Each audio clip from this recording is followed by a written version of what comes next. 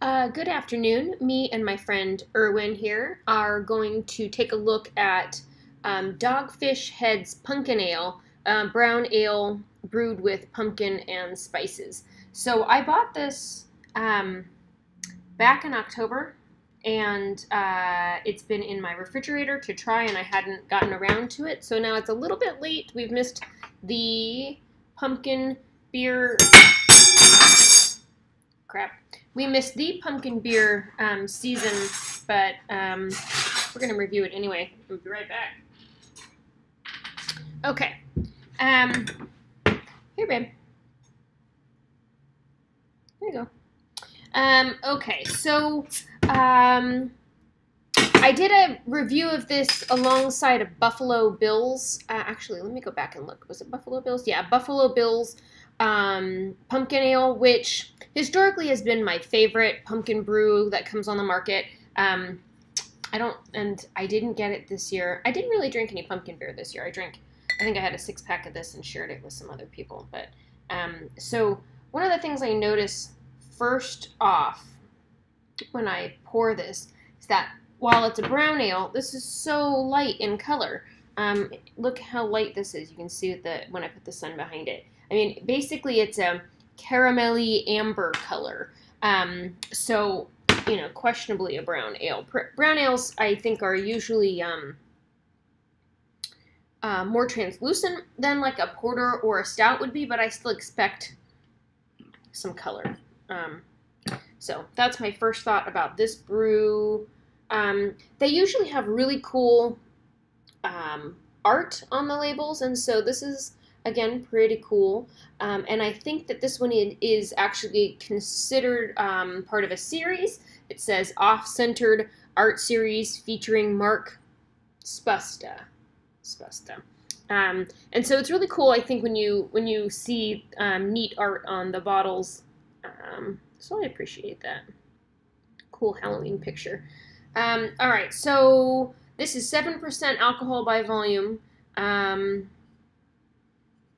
Let's take a look. Ooh, it's kind of florally.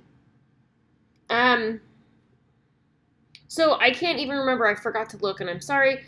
Whether or not it poured heady, I don't think it did. And so very thin head on this. I do get brown sugar and spices out of this, which is pleasant.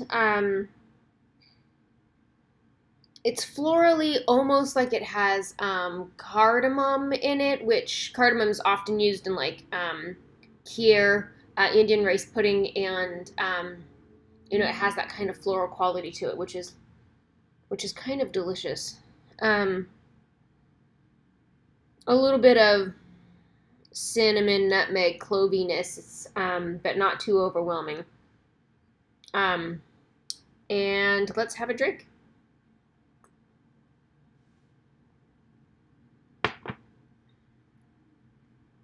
First thing I get is the spices. Definitely standard pumpkin pie kind of spices. Cardamom, clove, nutmeg, etc. And then like a coppery, metallic kind of flavor. And then it kind of resolves into some bitterness. This beer is...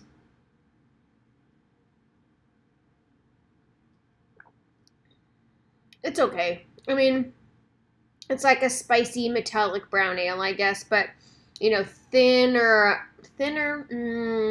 just not as much maltiness as I would expect out of a brown ale, or that I would prefer, I suppose, out of a brown ale.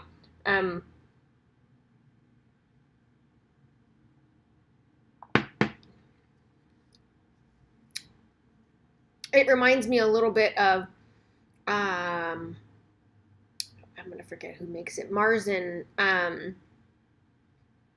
Gordon Biersch Marzen, which I drank a lot for a while. I was really into that kind of like malty lagery flavor, and that's a lot of what this beer reminds me of.